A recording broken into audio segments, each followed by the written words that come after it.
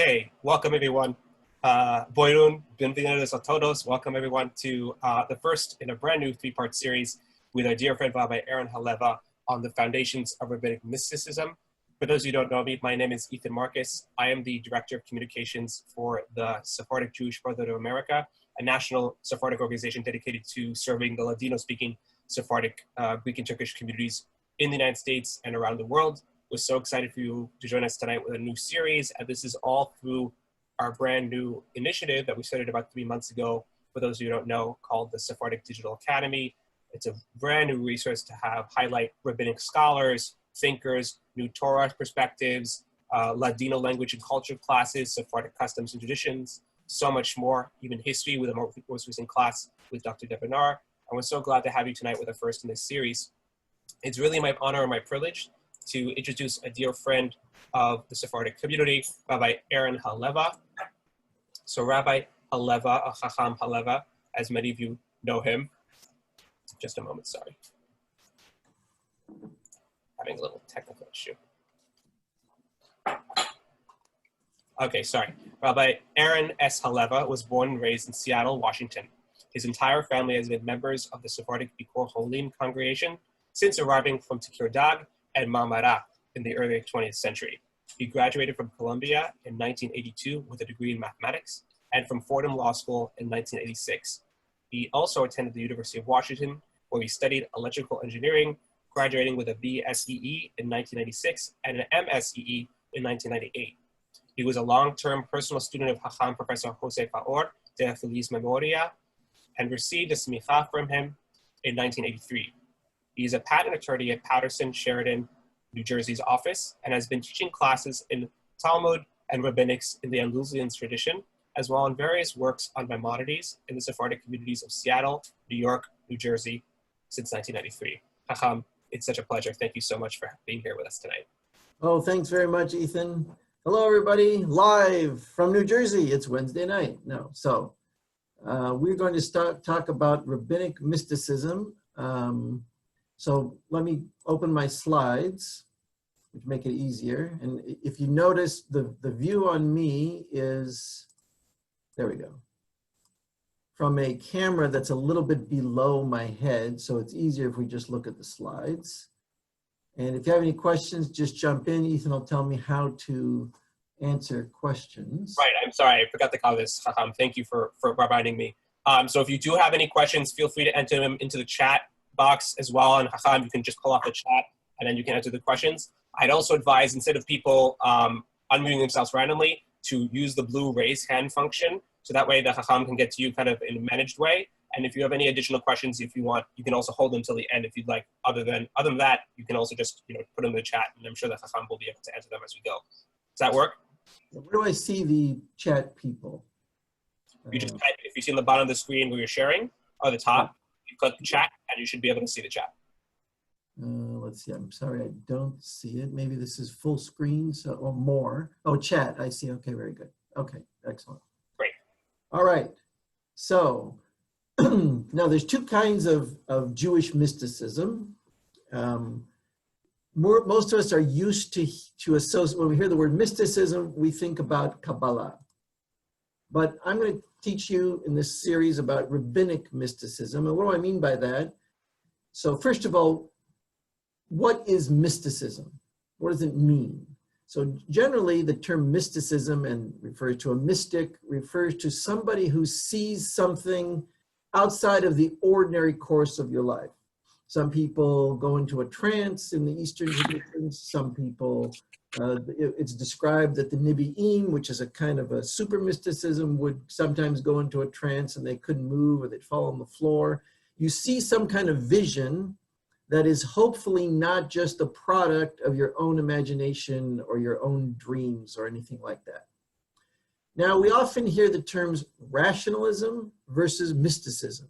And once again, that kind of mysticism, I think, refers to more Kabbalah or Kabbalistic mysticism. When I say the word Kabbalah, I'm referring to the Kabbalah developed in the 12th and 13th century, primarily in France, and it filtered down through someone named Isaac the Blind, who we call in Catalan Ishaq el Sec, to northern Spain, primarily Rabbeinu Yonah Geronde and his first cousin, the Ramban, Nachmanides.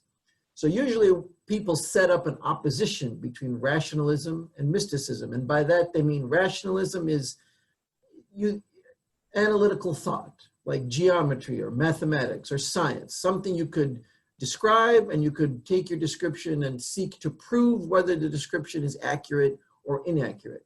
So I think in common parlance, rationalism or rationalists tend to be on the opposite from mystics. Hasidic Jews tend to be associated with being mystical, and let's say the modern Orthodox or the Lithuanian tradition tends to be very rational.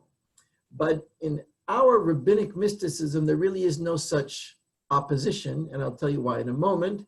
So the rationalism versus mysticism opposition kind of leads to, do you seek philosophy, which is supposed to be logically developed, like Immanuel Kant or something like that, versus Kabbalah, which involves magic and description of angels and a kind of a belief that if your mezuzah is not properly written, some bad things may happen to you. So there tends to be this opposition between philosophical thought, which only knows what it can see and prove, and Kabbalistic or mystical thought, which addresses a supernatural. And I think this echoes the Greek kind of opposition between natural and supernatural. There's laws of the universe and they're kind of set in stone, and that's natural. And when God or an angel or maybe some kind of human who has certain access wants to change the natural, he can suspend it for a while, and that we call supernatural, which in Latin means on top of the natural. In rabbinic mysticism, we don't really have any of those oppositions. Some of you may be familiar with the work of Hakham Jose Faur, who recently passed in Gan Eden Kiste, we would say in Ladino. And he wrote an article called The Splitting of the Logos, where he shows you how in Western thinking, beginning with the Greeks, many oppositions are created, which to the Hebrew mind are really they're unitary. It means rational thought and mysticism are connected. So in rabbinic mysticism, mysticism is post-rational. It builds upon rational thinking. And that's the point of view of Maimonides, of Harambam. When was rabbinic mysticism written? So we know about the Kabbalah, there's the Zohar and the Sefer HaBahir, and something called Shi'or Koma, which means literally the measurement of the height, and it seeks to give you a measurement of how tall God is. All of those, I don't know when they were written exactly, but they emerged to the world in the 1200s, sometimes in the 1300s. But rabbinic mysticism was written during the Tannaitic period, and the names named in it are all Tannaim. That's around 100 AD. Why does rabbinic mysticism exist? Well, when you entered the temple in Jerusalem, when you could enter the temple in Jerusalem, and when people had access to the temple in Jerusalem, they had a spiritual experience. They perceived God's presence, which we call the Shekhinah. How that worked, I don't know. But that's what they say, that's what they describe. And it's kind of encoded in the name for the temple. So you've all heard the word Zionism. The root of Zionism is the Hebrew word Sion. Sion refers to Jerusalem. Like there's a pasuk in Tehillim, Ki Mision Teseh Torah. Out of Sion, out of Zion, comes the Torah. What does that mean? Well, at the temple, the Sanhedrin sat. They actually sat in a chamber that was right on the border of the women's section and the men's section. So it kind of overlooked the lower courtyard of the women's section, and you could enter it from the upper courtyard of the men's section, the Ezrat Yisrael. So the temple in Jerusalem was the nerve center of our rituals. All the korbanot, all the sacrifices were offered there. It was the nerve center of our legislature. That's where the Sanhedrin sat. And the kings were near or associated with the temple. Originally, as you know, Solomon built the first temple. So the three elements of our government, the executive, which was a monarch, the temple, which was the rituals, and the Sanhedrin, which was the judiciary, were all kind of associated with Sion. Now that the temple is destroyed, you no longer have access to that very personal, we would say, mystical experience. Now, but why does Sion have to do with this kind of experience? So all the mitzvot are symbols for something that occurred in the desert period. And by that I mean from the leaving of Egypt until entering the land of Israel, or you might say from the events narrated in Perashat Yitro, which is the Revelation, through the entire 40 years and ending with the closure of the Bedi, the closure of the covenant, which began at Sinai in Perashat Nisabim. Every mitzvah that we have is a symbol for something that happened then, or something that we as a nation became aware of at that time. Now, Sion means signpost, like a pointer. Like on a road, you see a sign that points, it says Paris, 300 kilometers. Why is the temple in Jerusalem referred to as a signpost? And you may have heard the modern Hebrew word mesuyan, outstanding, which means it kind of, you see that person who's excellent, he stands out. It's like a signpost. He points to himself, or he points to some attribute that we all know. So a Sion is a signpost. Signpost for what? The temple in Jerusalem was a symbol of the revelation at Sinai. And in a psychological sense, what do we mean by that? When you entered the temple, like it or not, in your unconscious mind, and to some extent in your conscious mind, you were reminded of the trace in you of Sinai.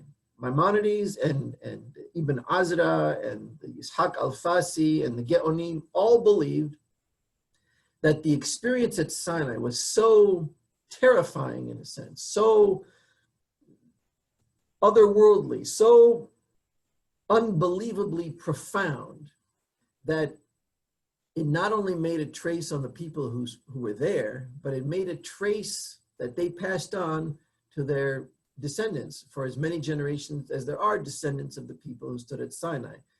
Some people call that a phylogenetic trait. Some people call it intuitive knowledge of God. The Talmud calls it moda'ara ba le'oraita. There was a terrifying piece of information that has to do with the Torah.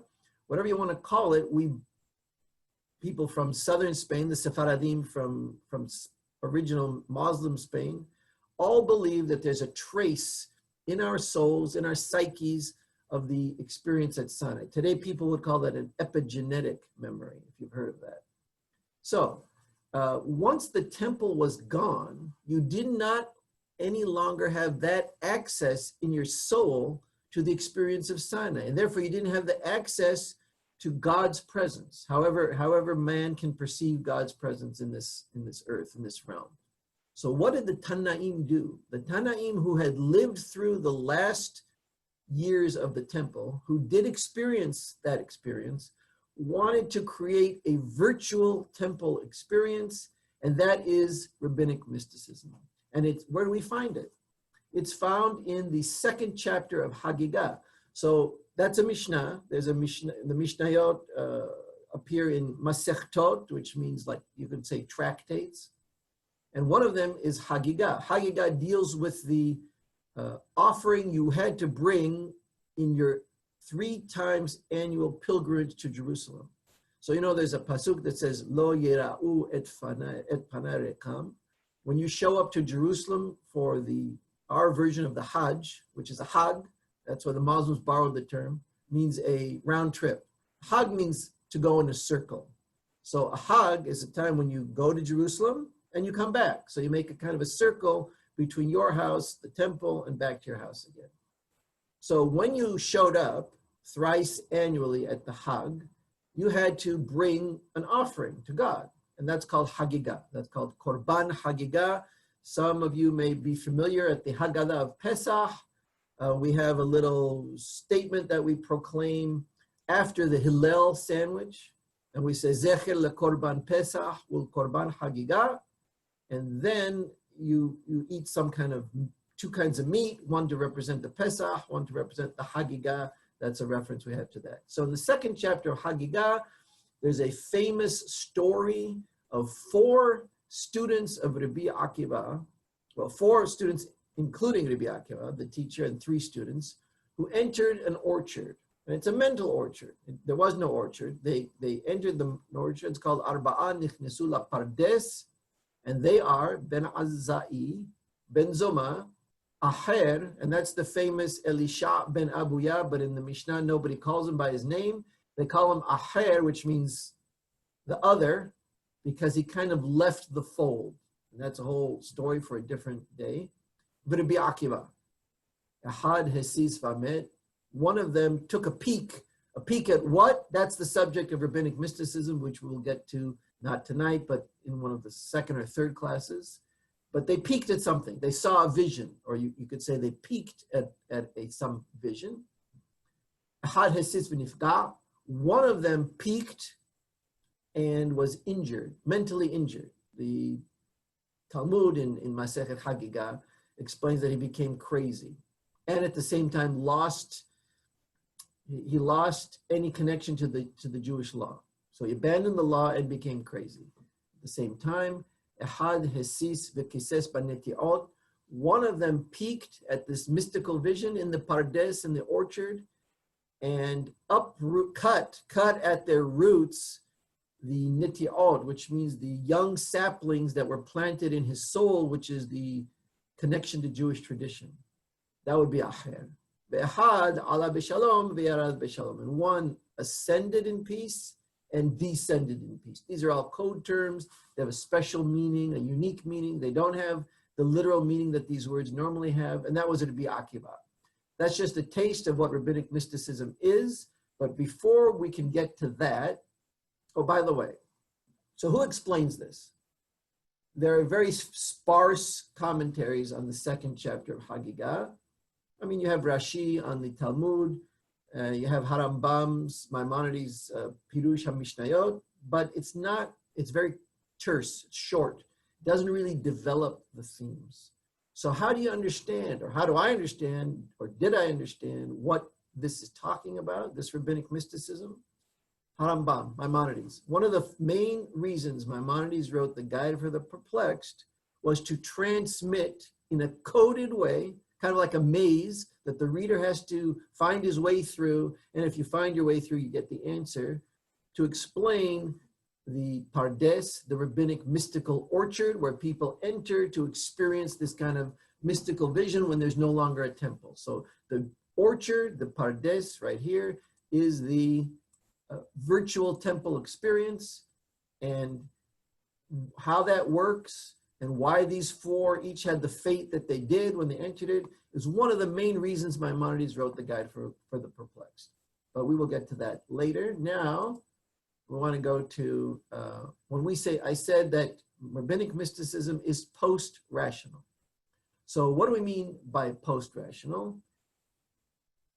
Maimonides has a theory of imagination, which he develops at length in the Guide for the Perplexed. So as you may have guessed, the source of the next 3, the text we're going to use to develop rabbinic mysticism is Maimonides' Guide, only 1 chapter, part 1, chapter 2.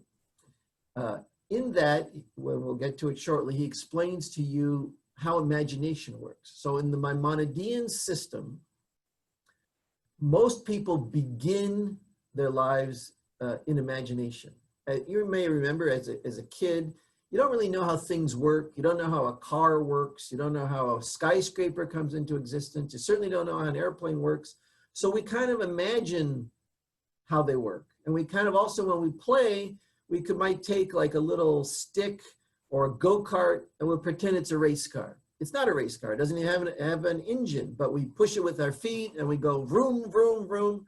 So you kind of know, but you don't know because you get lost in the fantasy that your world is kind of created by your own imagination. You're interacting with external stimuli and external objects, but you're doing it with your imagination. And Paleolithic man or primitive man or pagan man has a lot of imagination. The world he sees is imaginary very often, or it's got a layer of imagination superimposed on actual objects.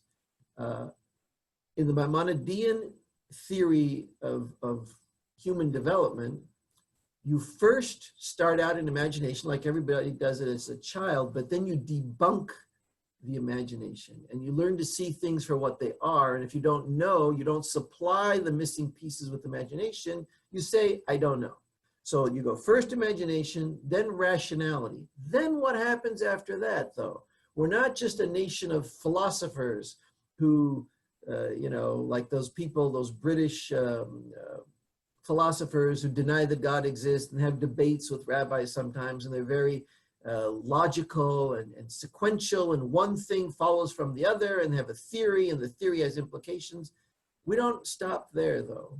What Yeshaya, Isaiah, or Yehezkel, Ezekiel saw was after they experienced rationality and they understood the difference between mistaking a tree for a magical portal to the forest or saying, no, it's just a tree. You can use your imagination once your mind has been cleansed, so to speak, to see beyond what normal humans can see. And that's the type of experience we call mysticism, but it doesn't work unless you first cleanse your mind of imagination. That's Maimonides' theory. And it's going to start in the second chapter of the guide.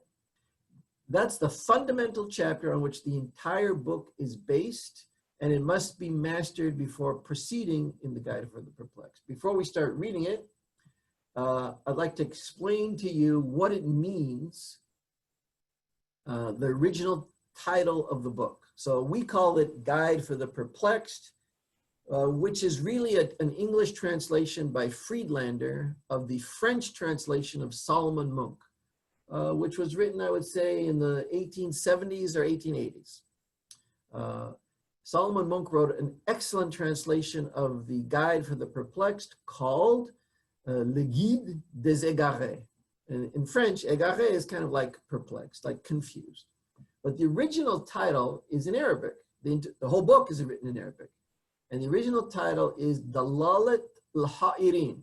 This is a het right here, although I put an H. Dalalet al-Ha'irin, the signpost of those who are Ha'irin. Now, if you know any Arabic popular music, you know they always sing about a hayran. A hayran is someone who's confused. But what does hayran really mean in original classical Arabic? So, you know, the Arab people, including us, used to have caravans across the desert. We lived near the desert. We were not afraid of the desert. We traversed the desert often and frequently.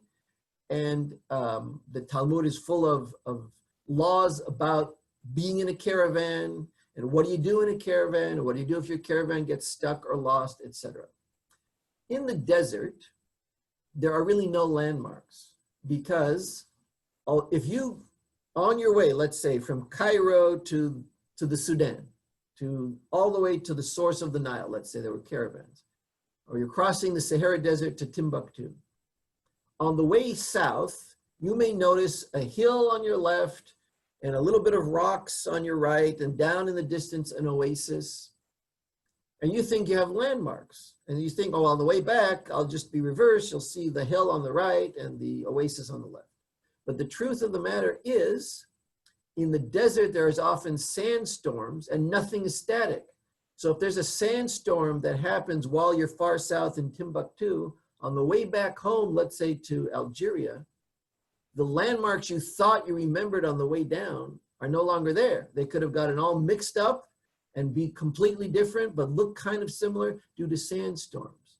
So in the desert, you never really have a good landmark unless someone gives you a fixed landmark. So where do you go? What do you do? So that's called a hayran. A hayran is someone who's lost in a desert and not sure whether the landmark he thinks is pointing north is actually pointing north or is it actually pointing south. Maimonides wrote a signpost for those who are lost. Well, what do you mean by lost? So in the introduction, which we won't read, but it's worth reading, he tells you that there is a type of educated Jew in the Arabic world that Maimonides knew, let's say in the 11th century, the 12th century, who was educated in the Muslim science and mathematics of the day, astronomy, let's say, and poetry, and creative writing even. And he reads the Midrashim, and he reads some of the words in the Torah, and he knows if he takes them literally, he has to reject them. But if he doesn't take them literally, what do they mean? Because he doesn't know. He's caught between two worlds. He wants to be Jewish, but to be Jewish means either you take them literally, which you can't accept, or you reject them not knowing anything about it. Maimonides' book is a signpost for that type of individual. It allows the educated Jew who knows about science and some form of logical proof and words and creative writing, so he has some idea of how words can represent ideas, and he doesn't know what the Midrashim or some of the Pesukim mean. For that person, Maimonides wrote the Guide for the Perplexed. And now let's go to, so as a little introduction to the chapter we're going to read, the guide, part 1, section 2, turns on the interpretation of one and only one Hebrew word. That's the entire chapter is based on that. And it's the word Elohim. And you may not know this, but according to Maimonides and also Ibn Azra, Abraham ibn Ezra, and everybody else pretty much in Muslim Spain at the time, the word Elohim has 4 possible meanings. One is God, one is angels, one is judges or princes. The other is related to the judges, but like a judge is like a legal authority. A prince is a political authority. It can mean any one of those. And you may have heard the pasuk where, so the second chapter is all about the interaction between Adam and Eve and the snake. I'm sure you all remember the story where Adam and Eve are in the Garden of Eden. God says, you can eat from any of the trees, but except there's one tree you can't eat from. It's the tree of knowledge, Es Hadat Tov V'Hara, the tree of knowledge of good and evil. If you eat from that, you die. So the snake approaches Eve and says, oh, God said you can't eat from any of the trees? So that's a what we would say in Brooklyn or New Jersey, a sketch. It's a, he's falso in Ladino. That's a con, because God never said anything about all the trees, but the snake wants to make it, he wants to maximize it. He wants to fake news it, right? So he says, oh, yeah, really, God told you can't eat from any of the trees? And then Eve responds, no, just one of them. And then the snake already planting the seed in Eve's mind that maybe God has ulterior motives that don't align with the best interests of Adam and Eve, then suggests, well, you know why he doesn't want you to eat from that tree?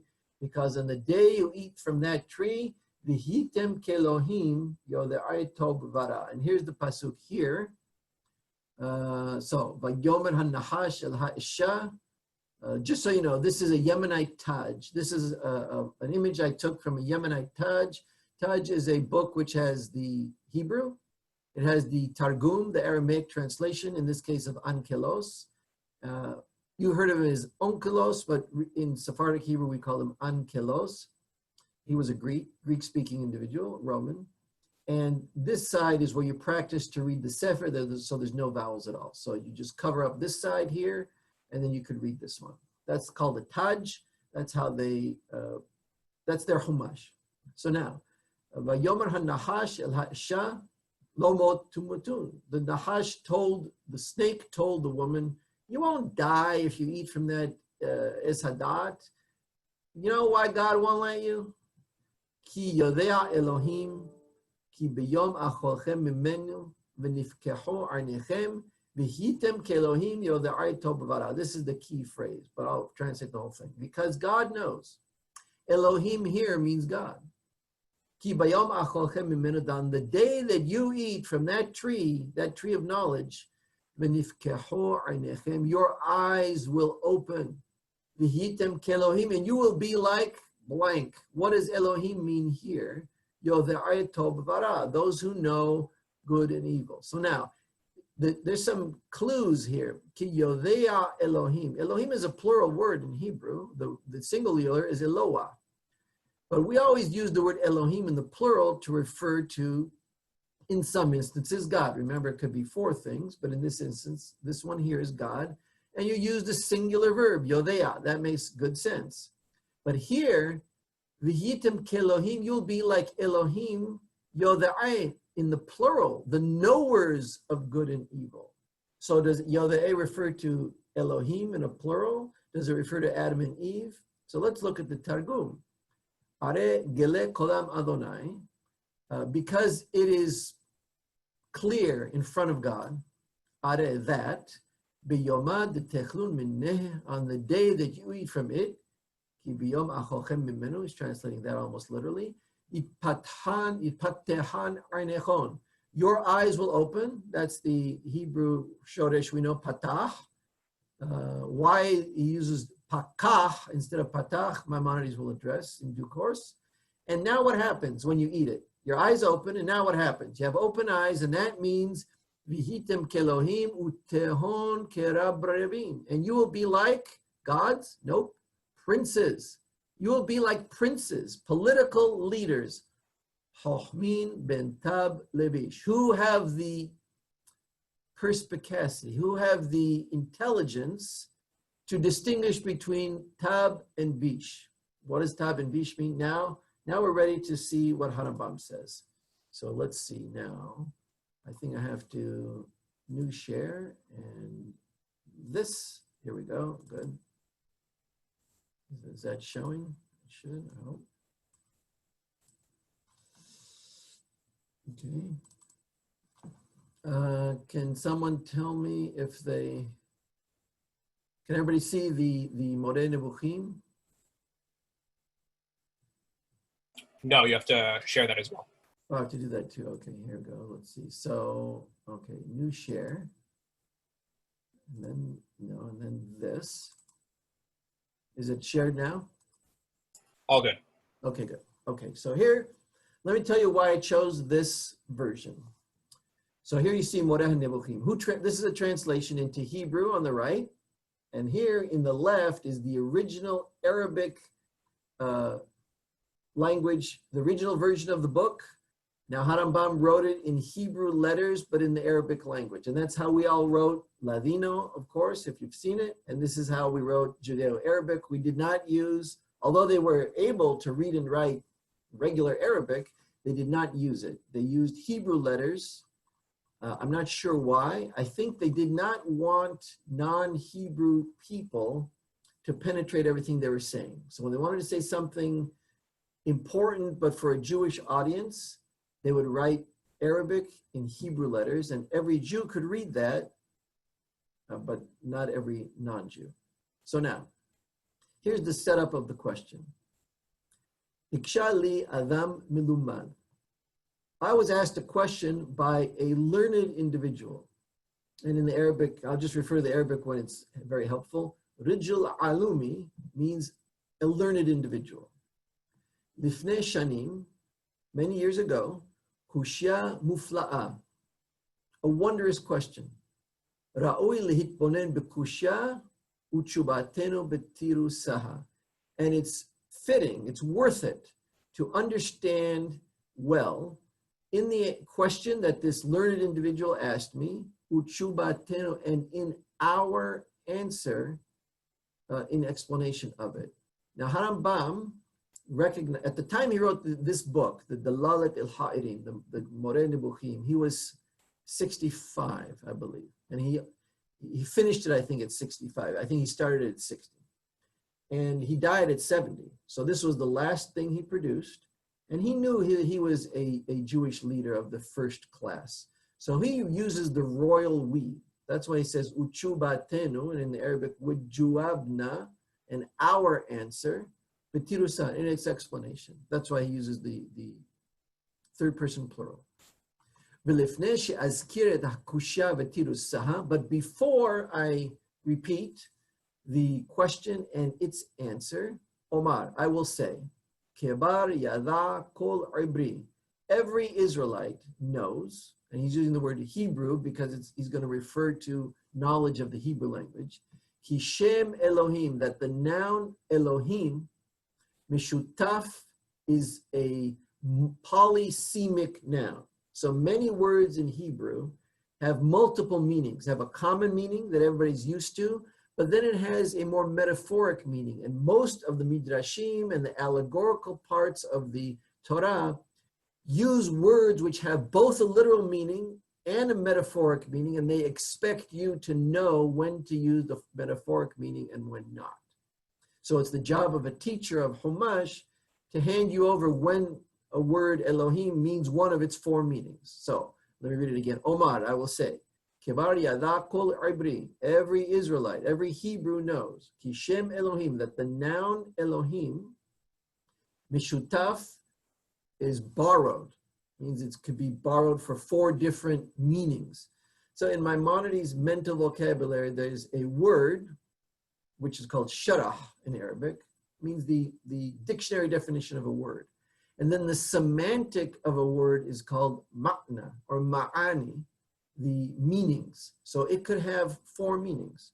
Adonai, God, malachim, angels, dayanim, judges, and manhigei hamedinot, and political leaders, those who lead states. Uchbar be'er ankelos hager alav hashalom. And Ankelos, the convert who created the Targum we were just reading before, already explained the nachon hu mashe be'er, and it's correct. Nachon in Hebrew means true, correct. The Arabic is more precise. Well, sahih. Sahih is really true, like absolutely true. The nachon hu mashe be'er, and it's true what he said. Ki omro, that his statement, referring to God, his statement refers to God always. That means he's quoting a pasuk.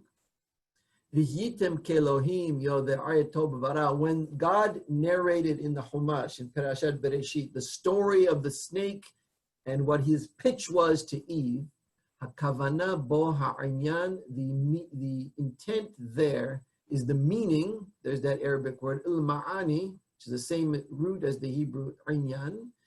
The intent by using that word, ha'inyan ha'aharon, the latter meaning, which is manhigei hamedinot, political leaders. Amar, so Ankelos said, like we just studied, uthon kerab rebin, and you'll be like princes. So if you know, in Hebrew and in Arabic, the word for master is rab. So when they created the term rabbi, they were actually meant like a master and a servant in the sense of an apprentice. So you learned a trade as an apprentice from a master. He didn't pay you, but in return for your work, he educated you in how to practice the trade. That's how you learn to be a blacksmith. That's how you learn to be a doctor. That's how in America you learn to be a lawyer through the days of Abraham Lincoln. So Abraham Lincoln never attended law school. Nobody did in the 1800s. He apprenticed with an existing lawyer, and that was called reading at the law. And you read at the law in some lawyer's office for 2 or 3 years until you knew enough to practice law. That's how it worked. So an apprentice is a servant of a rab. And you may have heard the Arabic term, oh, like we say in Ladino, ya señor del mundo, like an old man will complain, oh, ya señor del mundo, like enough of that already. Oh, master of the universe. Arabic speaking Jews say, ya rib. Oh, ya rib means the master. And for Harambam, the first mitzvah in the Torah is to accept the sovereignty of God. In the Sefer HaMitzvot, he calls that il-mitzvah al-awali, the first mitzvah, who is al-rububiyya, the acceptance of the sovereignty. So the root resh bet, which often is doubled in resh bet, means a lord, a political lord, a master. And it could be a king, it could be a warlord, it could be a wazir, any of those. So the Targum says, Utehon kerab revin, you will be like princes. Ve'ahar hasa'at shetuv shem zeh, nazkirat kushya. Now, after this little introduction, where I present to you the 4 possible meanings of Elohim, and I'm telling you, says Maimonides, that the latter one is intended, we will now, again, the royal we will restate the question. Amar HaMakshe. By the way, before we do that, let me ask everybody a question, but you don't have to answer. So according to Ibn Azra and now Maimonides, Ibn Azra, yes, also, He says Shoftim, and Ankelos, the Ger in Targum Ankelos, and now Maimonides endorses it. The snake is telling Adam and Eve, or Eve primarily, if you eat from the tree of Esadat Tobavara, you will be like princes. All right, here's my question. How many people are in the world?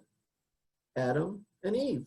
At this point in the Garden of Eden, they don't have any children yet. That all happened after they were expelled. So what do you mean princes? How would Adam and Eve, how would Eve know what a prince is? The snake says, you will be like princes if you eat this thing, and that's why God doesn't want you to eat it. That's why he threatened you with death, but really, he doesn't want you to open your eyes because you'll be like princes. And princes are the ones who know between good and evil. What princes? As we say in Spanish, ande parande princes. Where in her entire life, which is not that long, has Eve ever experienced a prince? That's my question. Now, Amar HaMaksheh, the questioner, who this Rijal Alumi, this Adam Milumad, who asked Maimonides a question sometime before he wrote this book, it seems from the plain meaning of the scripture, ki hakavana harishona ba'adam shehiye kishar ba'ale hayim lelo sechel lo tebuna velo yavdil ben tov lara. It seems from the plain meaning of the narrative that the original intent of God regarding Adam was that he should be like all the other animals, without intelligence, without the ability to understand. He wouldn't be able to distinguish between good and evil. But when Adam and Eve rebelled and they broke the first mitzvah that they were ever given, which is don't eat from this tree, and they ate it anyway,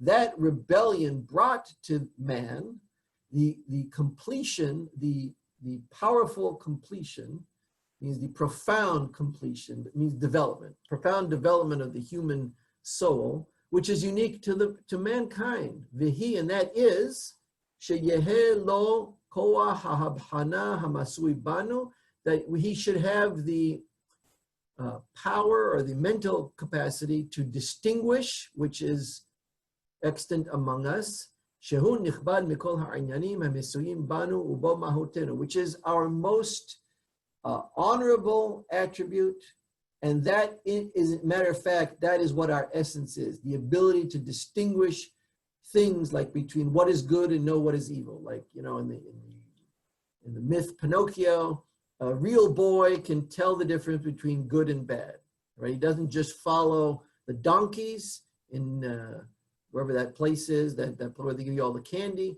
but he knows the difference between good and bad, and he can choose.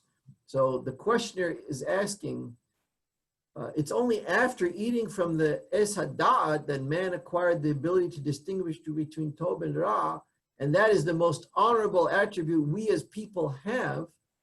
How can it be that that's the result of rebellion against God's mitzvah? Why is it that you do something wrong, you violate God's command, and you improve yourself?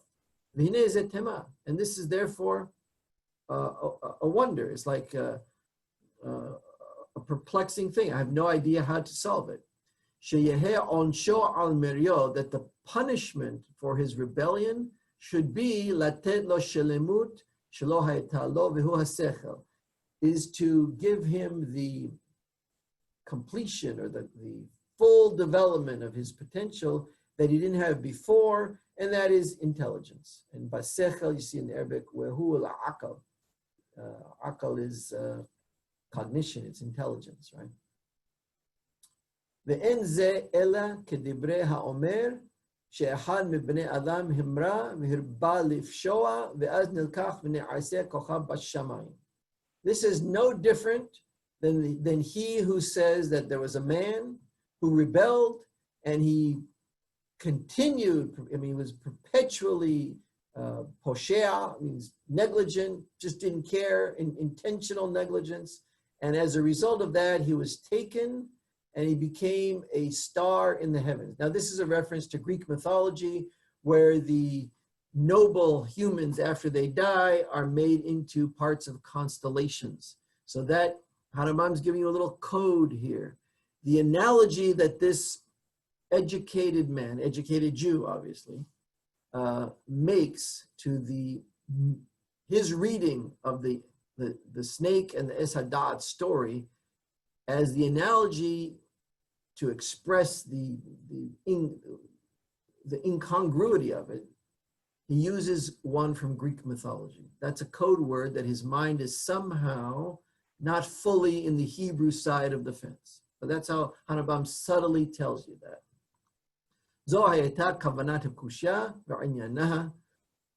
This is the intent, or this was the intent of the question, and its meaning. And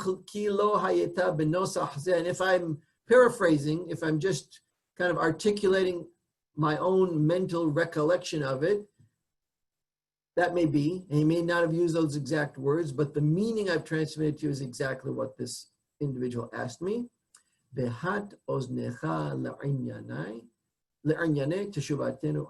I want you to bend your ear to understand the meaning behind our answer. So far so good. Everybody with me? Anybody has any question before we go on? This is the question, the setup of this chapter, and Harambam has just related this question from an allegedly learned individual who somehow has his mind in Greek mythology, or to some extent. So if there's no other questions at the moment, I'm looking at the chat, nothing, okay, good. Let's go to the answer then. Oops, okay. Amarnu, we said, and this is our answer. Now this is going to be a harsh answer, so this is part of the code. Remember I told you that the Guide for the Perplexed, it's not like Plato's Republic, and it's not like Immanuel Kant's philosophy books.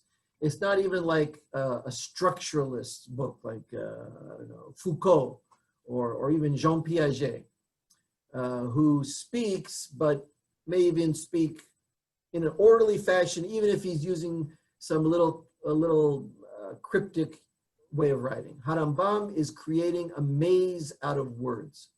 And to solve the maze, you have to compare all the different elements of each chapter, one to the other, and see how they together spell out a message. The narrative is not the whole message. What's the message is what's behind the narrative. Or I'm fond of a Buddhist saying, Buddhist masters say the following: you always measure the visible by the invisible. Or another way of saying it, Ludwig Wittgenstein, who wasn't Jewish, but his father was, said, there's two books. For every book that I write, there's two parts. There's the written part and the unwritten part. And the unwritten part is the most important of the both of them. Same thing here. Harambam is giving little clues. He calls him Adam Milumad, not Hakham, but learned. Means he's read things, he went to school, he graduated. He asks a question. The question makes certain assumptions about the word elohim. And so we preface our discussion with going through the various possible meanings of elohim. And then in the question, he makes an analogy, and the analogy happens to fall squarely within Greek mythology, probably something no Hebrew would actually do. And that's why it's important when Harambam says, Kevar yada kol ibri. If you have the Hebraic values, you have some connection to the distant past of Bnei Israel, who are Ibrim, you will understand my answer. So now, here's my answer. Amarnu, we said, Ata ha'me'ayen b'tchilat mahashabto v'ra'ayono.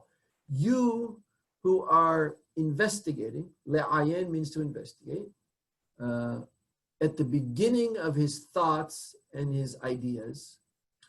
It means at the first blush. What we say in English, first blush. It means you're reading this pasuk in the first blush, and you already kind of said it because you're saying Peshat Hakatub. Well, maybe this first part of Bereshit has no Peshat. Maybe everything is a metaphor and an allegory, and you have to know how to decode it. That's what he's saying here. Umi shelama sheyabin sefer shehu haksharat harishonim ve'aharonim. And you, being somebody, umi and who we would say, and who is somebody, Shedama, who imagined, Sheyabin Sefer Shu Haksharat Harishonim Ve'aharonim, that he could understand a book, which means the Chumash, Shehu, which is Haksharat Harishonim Ve'aharonim, the developmental practice, the developmental text. It prepares you, like lehachshir, like makes you kasher, but that means in Hebrew to prepare you. This book is a developmental book. It's not just a book you read in one setting and you put it down and, oh, I know the Chumash. You read it over and over and over, and every time you do, you see new connections that you didn't see before. And as you grow, your understanding of the book grows, and it opens up new vistas, and then you have more questions, and it's an ongoing process. That's what we mean by Haksharat Harishonim Ve'aharonim. It's a developmental text for the earlier generations and the later generations, and also it's a developmental text for men in their youth and also men in their old age. It's both in time and within an individual's lifespan.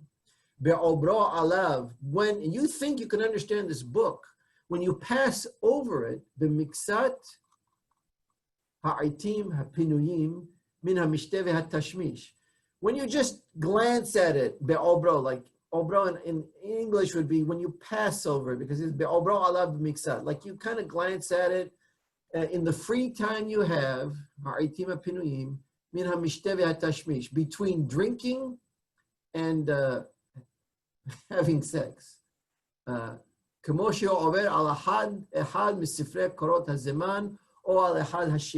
Just like someone kind of skips through or glances through one of those books, history books, like a newspaper or recent, like they didn't have newspapers, but they had like books of recent events, or a book of poetry. So we would say, you think you can understand the Torah, which was the developmental text for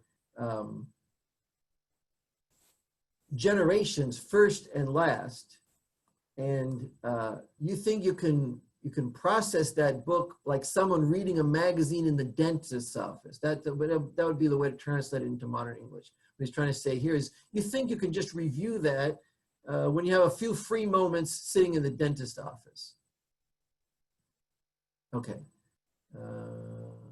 Very good. And Moria Sulin has an excellent comment in the chat, but I'm not going to repeat it because we're almost wrapping up for this session. So, ten da'atcha, you should put your understanding. The only way to explain this, I hope you know some Judeo-Spanish, is meteti entino. Anybody ever heard the phrase meter entino?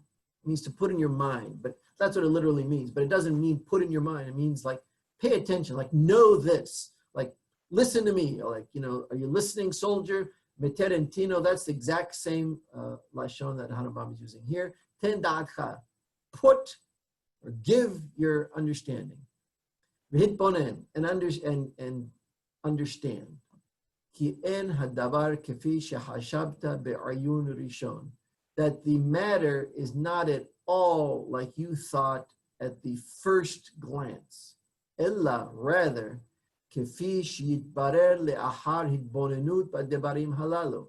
The only way to understand it is what would become clear, sheyitbarer milashon barur, le'achar, after hitbonenut b'devarim halalu, after a kind of an active understanding, an active engagement with all of these issues, like human mind, early man, what was the mind of Adam and Eve, what did the first commandment mean about not eating from this tree, what happened to them that they chose to eat from it, and what happened to them as a result of eating from it. What do all those things mean?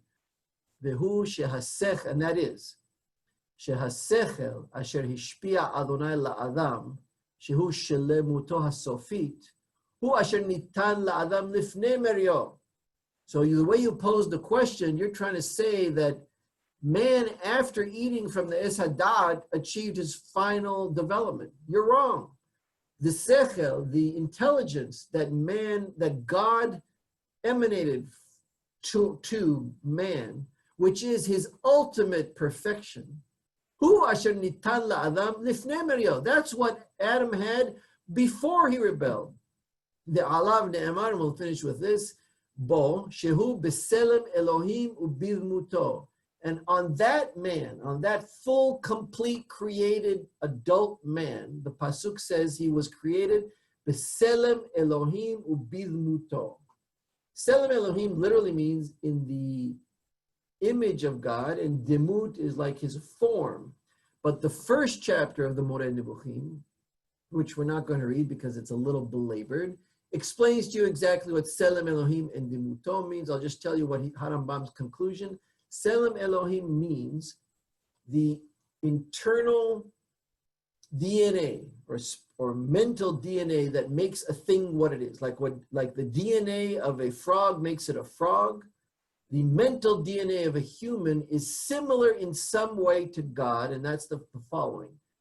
Just like God can freely create and define his own realm, within limits, we have choices and we can program our own minds, like a computer program that can reprogram itself.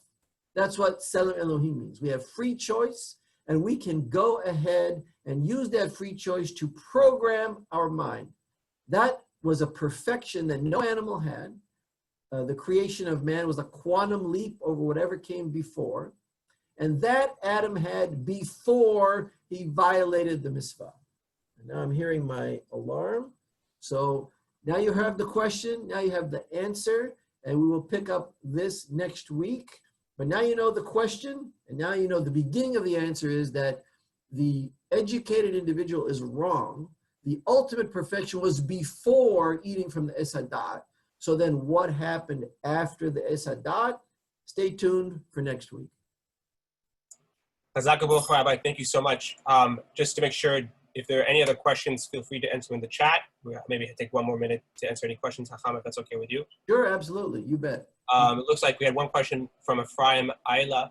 What is the difference between Kushia and She'ala that Mori Gafia would use the former? If you see the chat, I'm probably butchering the pronunciation of the words. I apologize. No, that's fine. Why does he use the word kushia? That's a good question. So I think Moria Sulin answered that one. So the question is not like a innocent she'ela, which masala would be the Hebrew word for that, the Arabic word. Am I correct, Maury? I'm trying to find the chat and I don't see it. More, here we go. What do you think, Maury? If you're listening, just type in and answer if you can. But I think the Arabic word here is more precisely a contradiction, says Rahmiel Travitz, who's an Arabic expert. And Maury is saying the Arabic root means not just to ask, but to challenge. So do you ever come across, so if you go to some classes in synagogues, there are some people who hear what the teacher says and they ask a genuine, spontaneous question. And then there's some people in the audience, like the wise guys, who they use the teacher's initial teaching as a jumping off point or a springboard to kind of show how much they know and maybe challenge the teacher like he doesn't know. So I think what Maury and Rahmiel are saying is they're asking in a way that's a little bit aggressive. That's what Maury is saying. Rahmiel is saying it's a question that comes out of a contradiction. Not that you're seeking information, but you see an apparent contradiction. I think it's both of those actually. So he's kind of saying it doesn't make sense, but that allegation that it doesn't really make sense is kind of a challenge to Jewish tradition. Like you guys all make it out that we have to follow the mitzvot, and if you don't follow the mitzvot, bad things happen. I don't mean external, like you lose your money or an earthquake, but your soul is somehow devolves. And we're seeing here the first man violates the first mitzvah and he evolves. So something's wrong with the way you Hebrews are presenting your tradition. I think it's along those lines. Let's see another question here from Loretta Levy. Is sechel the thing that separates man from animals? No, yes, but the sechel that's a result of the Selem Elohim. Yes. So an animal cannot make a metaphor. An animal cannot create language. They have language, they have grunts, and so here's the big secret, and this is addressed in the Talmud, believe it or not, and also Aristotle recognized it. Human speech, unlike any other animal speech, has consonants, and consonants can be chained together to arbitrarily represent something. So I can chain together, let's say, the 3 Hebrew letters, lamed, het, mem, and lechem, and that can mean food or bread. An animal cannot do that. An animal can express hunger. Like I've heard geese that they have different honks.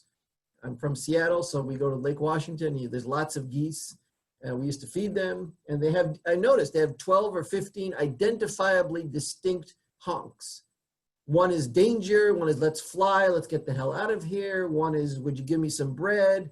One is, let's go in the water, all that kind of stuff.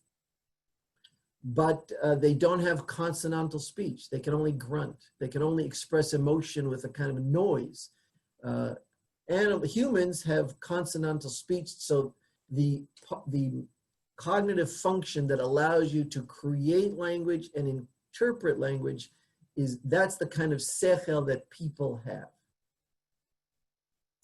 Jacob Chereskin's question, we will get to next time. The Harambam is going to tell you exactly what the connotation of Yodai Tov Vara means and why Rabbein have that as opposed to a man with Selim Elohim. That's really the crux of this chapter. That's a great question, but that's the answer that Harambam is going to give us next time.